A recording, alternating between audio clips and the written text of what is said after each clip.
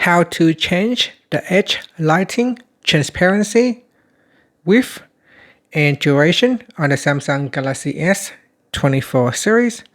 First, tap on the home button to return back to the home screen.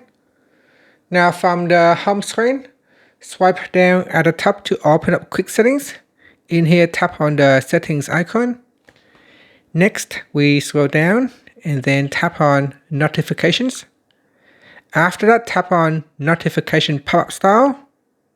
Then in here, tap on edge lighting style. And then tap on advanced. Next, we go down and in here you can change the transparency, the width, and the duration.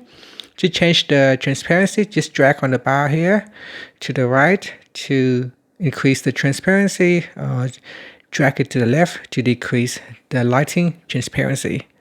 You can also increase the width of your edge lighting or decrease it. Next, you can also set the duration to short, medium, or long, and then tap on done. So now when I send myself a text message, my phone will receive a notification. It will then light up the screen with colors. And that's it. Thank you for watching this video. Please like and subscribe to my channel for more videos.